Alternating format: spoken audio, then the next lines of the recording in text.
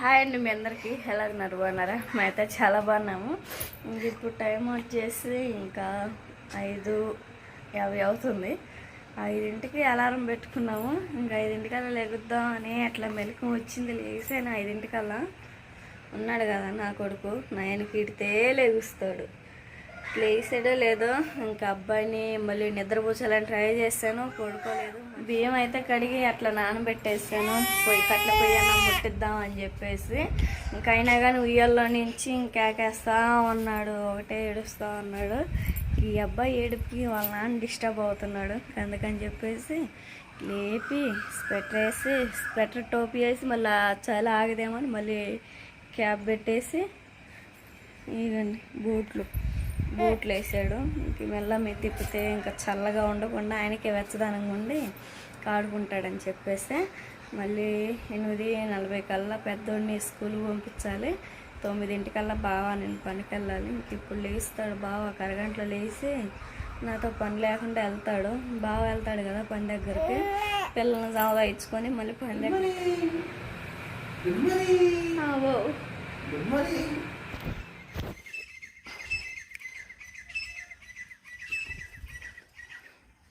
పిసుకలు అరుతున్నాయి, వస్తున్నాయా మరి చిలకలో పావురాలు మరి అరుస్తూ ఉన్నాయి.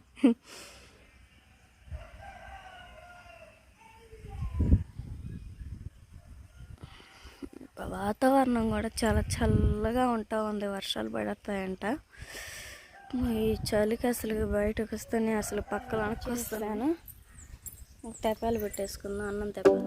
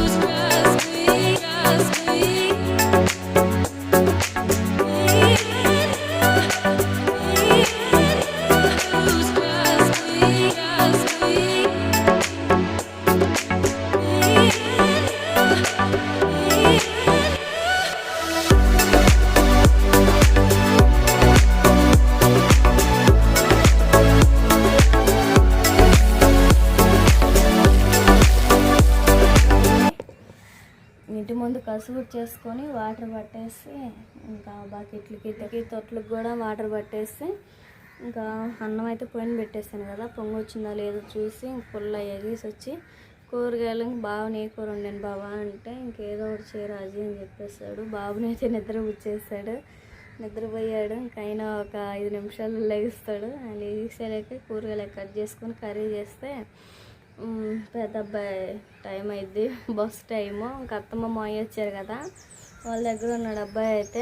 ఇంకా బాబు పోయి తీసుకొని వస్తాడు. వచ్చిన కాడి నుంచి ఇంకా అన్నం ఉడికిద్ది కదా. పెద్ద అబ్బాయి సాస్ బాబు స్కూల్ టైం అయ్యేలేక ఇంకా రైస్ కూడా ఉడికిద్ది కదా, రైస్ ఉడకంగానే నీళ్ళు అయితే పోయినేస్తాను. స్నానం చేసి ఇంకా అబ్బాయిని స్కూల్కి పంపించిన కాడి నుంచి మేము పనికి వెళ్ళాలి. కట్ చేసుకున్నాం కూరగాయలు. బంగాళదుంప టమాటా కర్రీ అయితే చేస్తున్నా. బావని అడిగాను ఏం కర్రీ చేశాను బావ అంటే ఇంకేదో ఒకటి ఉండమ్మాయి అన్నాడు. ఒక వారంలో మళ్ళీ మనం వేసిన తోటకూర, పాలకూర, మెంతకూర, గోంగూర మొత్తం వస్తాయి. వరుస పెట్టి ఇంకా అవి తినవచ్చు. ఆకుకూరలు తింటే ఏంటంటే హెల్త్కి, ఆరోగ్యానికి చాలా మంచిది.